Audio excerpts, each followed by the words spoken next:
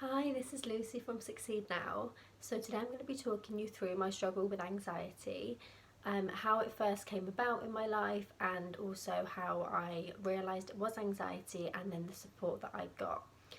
So I had always been a really shy and quiet girl. I'd always lacked confidence, didn't have many friends, and I didn't really put myself out there. And I just thought this was completely normal. I had basically accepted that this was who I was going to be. I had just thought that that was going to be my life and that was it.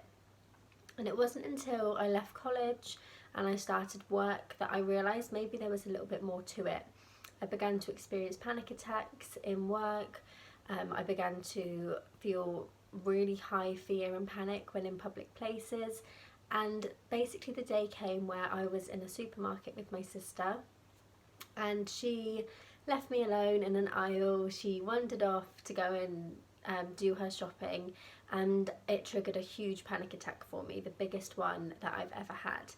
And this resulted in me feeling really sick, feeling completely like my body was out of my control, not having any idea how to stop it, how to feel better, and I didn't know what was happening to me.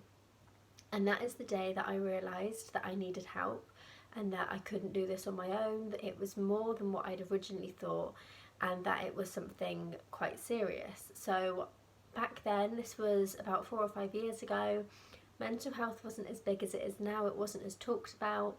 I didn't have any idea what anxiety and depression was. I had no idea about anything to do with mental health.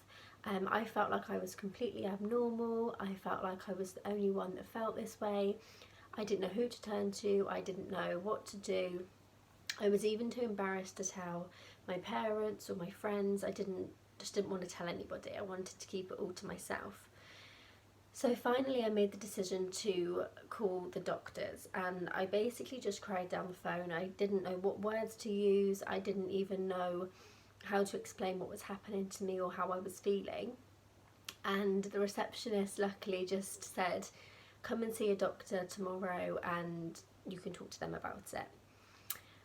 So the next bit, I don't want to put you off, because if you're feeling how I was feeling and you hear this next part of the story, I really don't want it to put you off.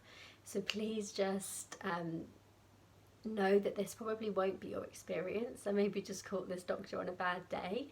But basically I was talking to the doctor, explaining that I'm always feeling sad, I cry a lot, I don't want to leave the house. When I do, I feel really nervous and scared and like I don't know how to control my body, that I'm feeling all these physical symptoms. And he asked me if there was any issues in my home life, in my work life, in my social life, and all the answers were no. There was no obvious issues in those areas. And his response, which kind of makes me laugh now, was, well, the problem is you then. And obviously at that time, on that day, I was thinking, what do you mean the problem's me? That doesn't make me feel any better. That's a horrible thing to say. So I cried a bit more. And he said, look, you're going to see a counsellor. I'm going to refer you to our in-house counsellor and you can talk to her about it. So he wasn't as helpful as he potentially could have been, but he did still get me the support that I needed. So I am still really grateful for that conversation with him. And looking back now, I think what he was trying to say, and like I did say back then, mental health wasn't as well known and talked about as it is now. So I think that's basically what he meant. It's all in about yourself. It's your mental health that's wrong, basically, or that's impacted right now. So I went to see the counsellor. The counsellor was super helpful, and I'm so grateful because one of the first things she did was recommend a book for me, and that book was called Finding Peace in a Frantic World, and it was all about mindfulness. And that basically got me interested in the world of personal development. Before then I had no idea what any of this meant. I had no idea that personal development even existed or that it was a thing. So I started to do my own research. I found loads of books that I wanted to read. I listened to podcasts, I watched YouTube videos. I learned as much as I possibly could.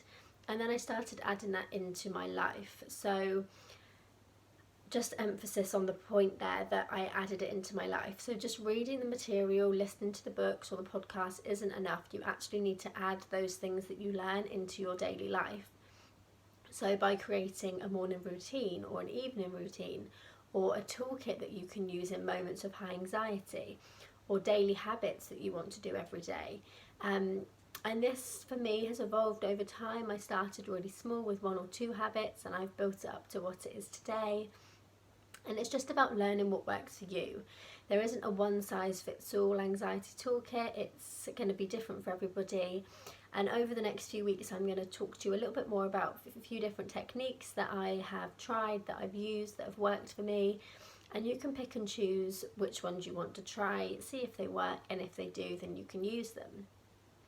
So basically, using the techniques that I've learned and I've tried, I now am in complete control of my anxiety and depression. I don't believe that it ever goes away. I do think that if we have a mental health issue, then we have to learn how to manage it rather than overcome it. With things like fears, we can work to overcome them. I do truly believe that. But with anxiety, I think it's about managing.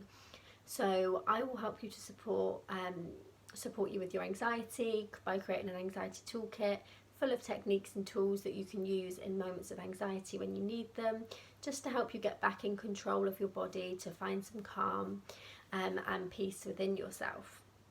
So if you've got any questions, please let me know, and I'll speak to you in the next video.